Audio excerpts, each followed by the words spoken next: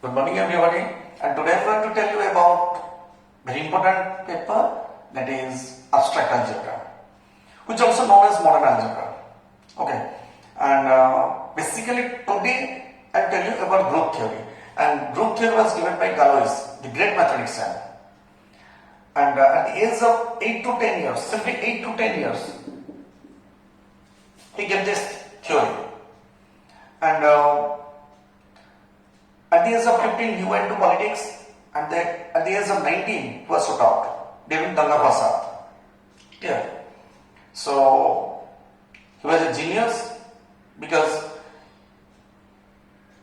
he gave this much of thesis, and out of those, only 30% you are reading. The rest, no one can understand what he was written. And group theory is very important for physics department, for chemistry department, for mathematics department, as well as for computer science department. Okay, it is very important for all the departments. In MSc, there is a special paper for physics, chemistry, math, and computer science. Okay, and also BSc also only mathematics honor students and computer science honor students are reading. And in BTech also, in discrete mathematics, there is a paper in discrete discrete mathematics, and in discrete mathematics, group theory is present. Okay, for making softwares, this theory is necessary. Clear? And very important paper it is. Very important paper. So, see here, from the very beginning, I am telling you, I will explain clearly the definitions, the concepts, and the theorems, corollaries, lemmas, everything. And I will not write everything, I will tell you everything, but I will not write everything. Okay, but in the description box, I will give you the complete notes. So you can download the note and then you can read it. Okay. So let us start. From the very beginning, I want to tell you about binary operation.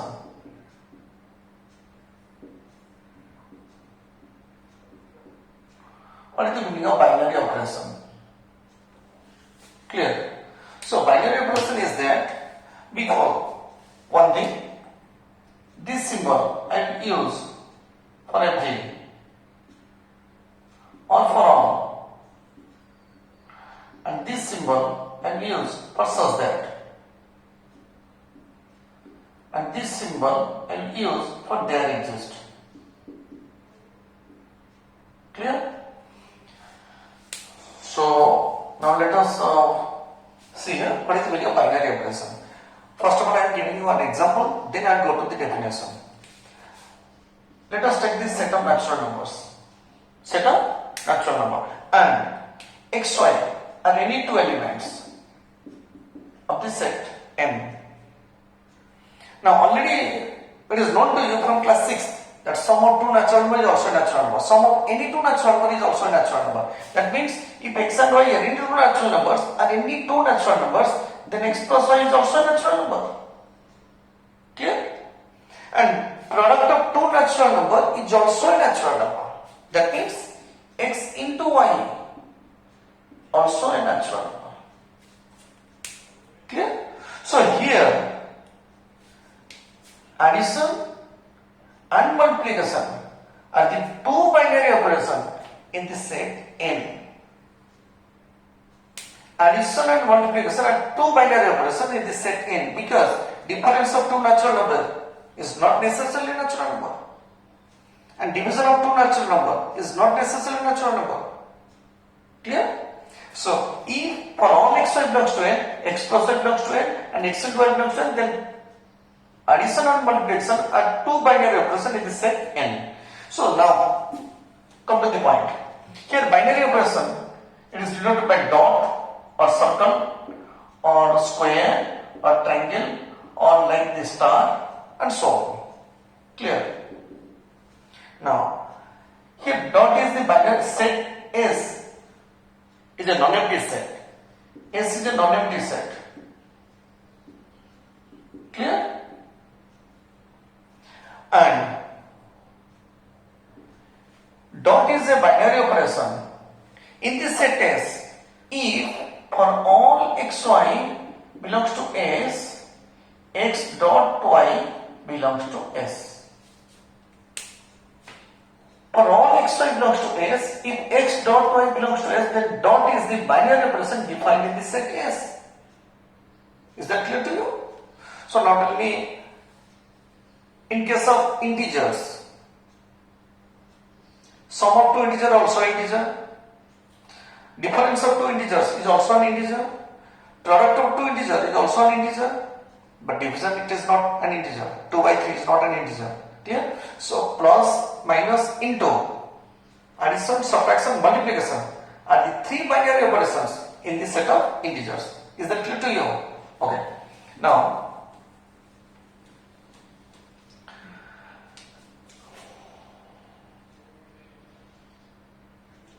first I am telling you semi-group.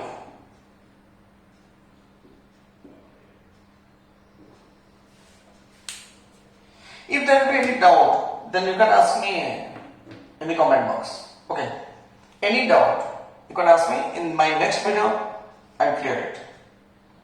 First I will clear the doubts, then I will proceed. Okay. G is a non-empty set. G is a non-empty set and dot is the binary operation. Then under what condition G is said to be a semi-group? Under what condition G is said to be a semi-group? Under the binary operation dot. If it satisfies the two axioms, that is closure axiom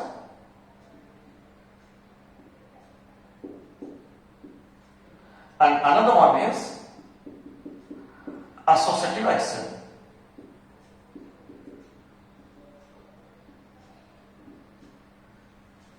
Clear? And now what is the meaning of closure axiom and associative axiom? Closure axiom means for all xy belongs to G, x dot y belongs to G. Clear? This is the condition for closure axiom. And here for associative, for all x, y, z belongs to G, x dot y dot z must be equal to x dot y dot z. Clear? If the non-empty set G under the binary operation dot satisfies these two axioms, closure axiom as well as associative axiom, then G is said to be a semi-group. Clear? Now the second is monoid. If the G is a non-empty set and dot is the binary operation, and under what condition G is said to be a monoid? If it satisfies the following axiom. See here, closure axiom, in bit 2,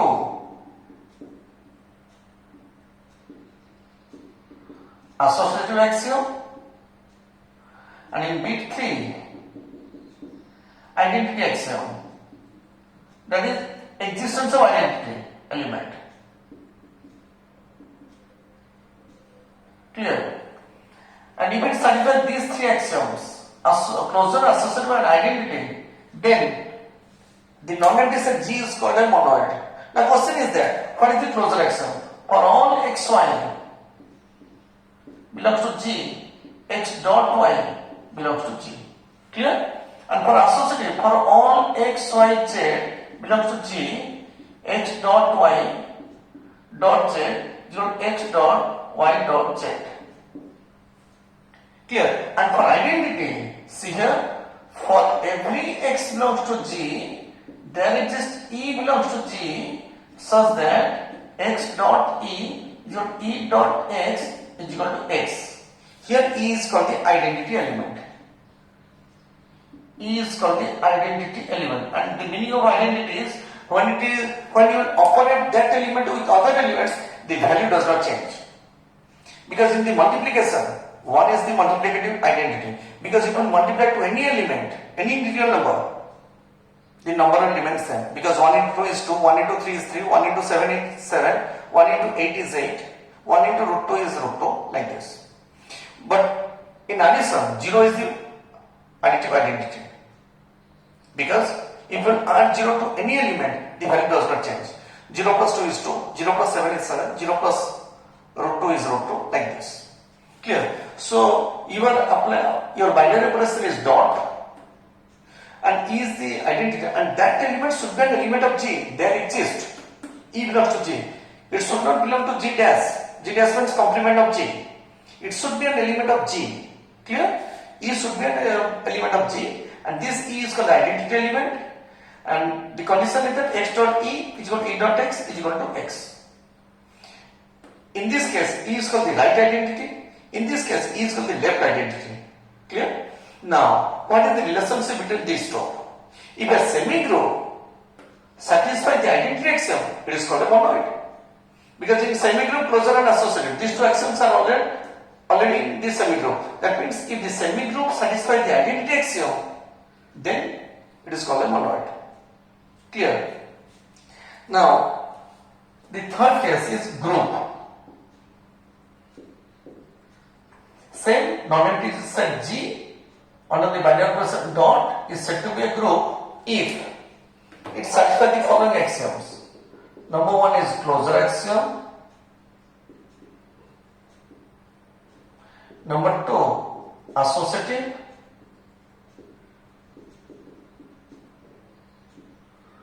And number three, identity axiom. And number four, inverse axiom. Clear? And if it satisfies these four axioms, then the non-empty set G is called the group under the binary operator dot. And what is the inverse axiom? For every x belongs to G, there exists y belongs to G such that x dot y equal to y dot x is equal to E. And here y is called the inverse of x. You can see here, I am telling you, 2 into 1 by 2 is equal to 1. That means 1 is the identity, multiplied the identity. No, that means the number which should be multiplied with 2 so as to give the multiplicative identity. That number is called the multiplicative inverse of 2. That means 1 by 2 is the multiplicative inverse of 2. Clear? So, root 2 into 1 by root 2 is equal to 1. You are taking multiplication and this is the multiplicative identity. So, the number which should be multiplied with root 2 so as to give the multiplicative identity, that number is called the multiplicative inverse of root 2. Clear? So, here you are taking the binary operator dot and x is the element, any element of G. So, y should be an element of G, not G dash. Y should be an element of G, and if x dot y is equal to y dot x is equal to identity element, then y is called the inverse of x. Also, you can say x is the inverse of y also. Clear? So now, what is the relationship between these three? If the semigroup satisfies the identity axiom, it is called a monoid. And under what condition monoid is said to be a group? If it satisfies the inverse axiom, because the first three, here the first three is same. If the monoid satisfies the inverse axiom, then the monoid is said to be a group. And under what condition a semigroup is said to be a group? If it satisfies the last two axioms, identity and inverse. And under what condition a non-empty set is said to be a group? If it satisfies the four axioms. Clear? Very interesting. See here. A non-empty set G is said to be a semigroup if it satisfies these two. A non-empty set G is said to be a monoid if it satisfies these three. A non-empty set G is said to be a group if it satisfies the four axioms. Clear? But under what condition a semigroup is said to be a monoid if it satisfies the identity? Again, under what condition a monoid is said to be group if it satisfies the inverse axiom? Clear? Then there another one.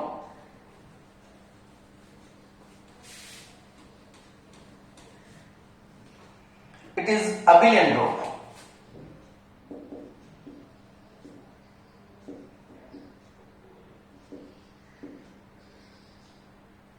A non-empty set G is a non-empty set and dot is the binary operation.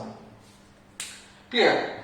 It is said to be a abelian group if it satisfies first one is closure axiom, B2 associative axiom,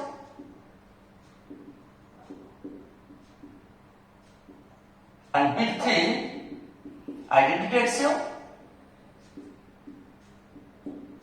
B4 inverse axiom, and B5 it should satisfy the commutative axiom. And these four axioms for group. That means if a group satisfies the commutative axiom, then it is called a abelian group. If a non-empty set, again I am telling you, if a non-empty set G satisfies the 5 axioms, it is said to be abelian group. But if a group satisfies commutative axiom, it is called an abelian group. And what is commutative axiom? For all x, y belongs to G, x dot y is equal to y dot x. This is the commutative axiom. Clear? And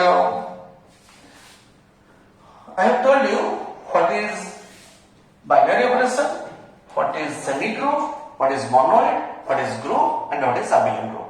Now, what is the order of the group? Order of a group. Order of a group means the number of elements in the group, which in the set theory it is cardinality. Cardinality means the number of elements in a set. Similarly, the number of elements in a group is called the order of the group, and it is denoted as like this: order of G or modulus of G. Clear? So if G is equal to ABC, then and G is a group, then order of G will be 3. Clear? Now, and today I am giving you a simple example. Okay.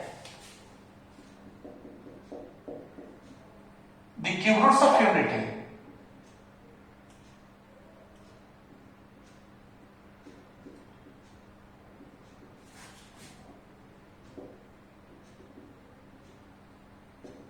Is a group, is an abelian group, is a finite abelian group under multiplication.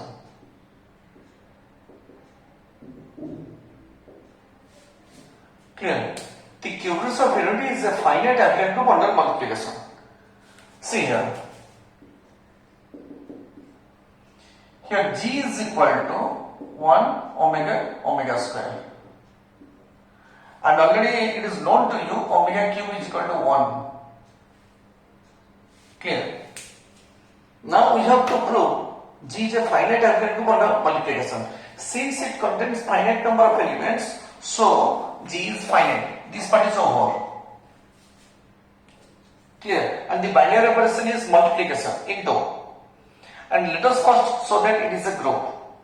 Okay. Closure axiom.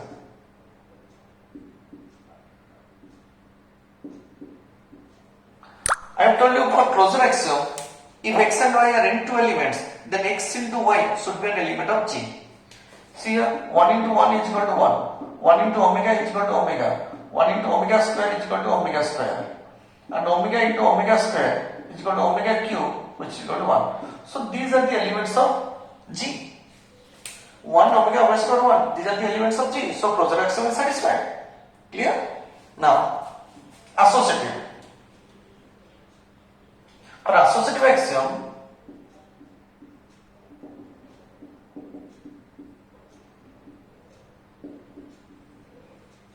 let us see here. 1 into omega square. 1 into omega is omega. Omega into omega square. It is omega cube and it is 1. Again, 1 into omega square. 1 into, this is omega cube and omega q is 1. So 1 into 1 is equal to 1. So this one is equal to this one. So associative axiom is satisfied. Now your identity axiom. And identity axiom means, see here, that means you have to find an element in this set G, which when multiplied to any element, the value does not change. Perhaps 1 is that element, because 1 into 1 is 1, 1 into omega is omega, 1 into omega square is omega square. That means the value of 1 omega square does not change when they are multiplied with 1. So here identity element is 1. Clear?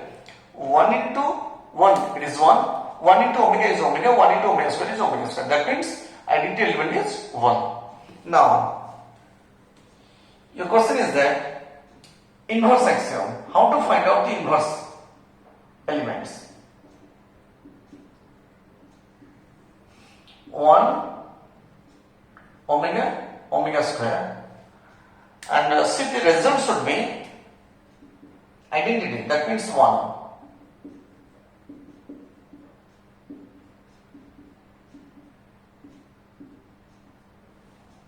Now tell me what should be these elements?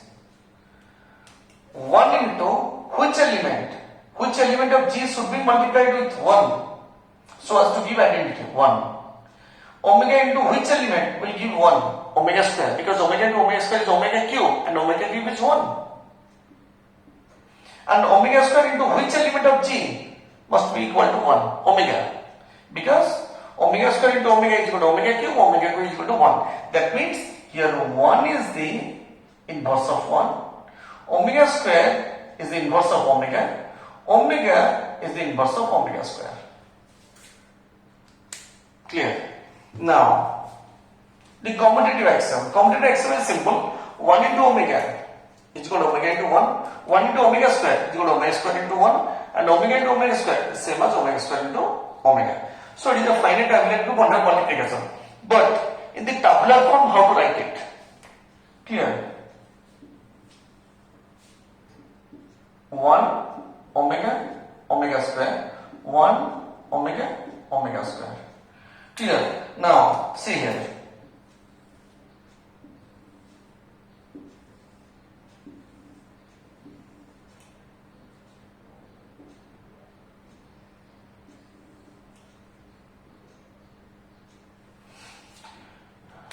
Now see here, 1 into 1, because your binary operation is into 1 into 1 is 1, 1 into omega is omega, 1 into omega square is omega square, omega into 1 is omega, omega into omega is omega square, omega into omega square is omega cube, which is 1, omega square into 1 is omega square, omega square into omega is omega cube, which is 1, omega square into omega square it is omega 4, and omega 4 is omega cube into omega, and omega cube is 1, 1 into omega it is omega. Clear? So, first let us say, these are the elements of G. If you are operating 1 omega square with these elements, then you are getting the elements of G. That means closure axiom is satisfied. And if closure axiom is satisfied, associative automatically it will satisfy. Clear? Now, identity. How to find out identity? See here, this is the topmost row. Which row in this table coincides with the topmost row? That means it is similar to topmost row. This one perhaps. See here, this row. 1 omega square, 1 omega square. That means if 1 omega square are multiplied with 1, you are getting same elements. If 1 omega square are multiplied with 1, you are getting same elements. That means what is the identity? Clear? Again, how to find out inverse? See here in this very interesting inverse property. Already it is we have proved that 1 is the identity. So this one is identity, this one is identity, this one is identity. Clear? So the point is that when 1 is multiplied with 1, you are getting identity. That means inverse of 1 is 1. See here in this column, when omega is multiplied with omega square, you are getting identity. That means inverse of omega is omega square. Clear? So in this column, see here, When omega square is multiplied with omega, you are getting identity. That means the inverse of omega square is omega. Inverse axiom is over. Now, abelian. If this is a matrix, if A transpose is equal to A, then the abelian condition is satisfied. That means it is commutative. See here, and what is the meaning of transpose? 1 omega omega square. First row must be equal to first column. 1 omega omega square, 1 omega omega square. Omega omega square 1, omega omega square 1. Omega square 1 omega, omega square 1 omega. So A transpose equal to A. So the group G is abelian. Already we have proved that the 5 axioms are satisfied. Closure, associative, identity, inverse, then commutative. Hence, your cubics of unity is a finite abelian group under multiplication. Clear? So please first read the definitions and remember the definitions and memorize it. Okay, and slowly go into it and download the notes from the description box. And if there will be any doubt, then you can ask me. Perhaps there will be no doubt, which I have taught you today. So in the next class, I will prove some theorems. Okay. So till then, bye bye.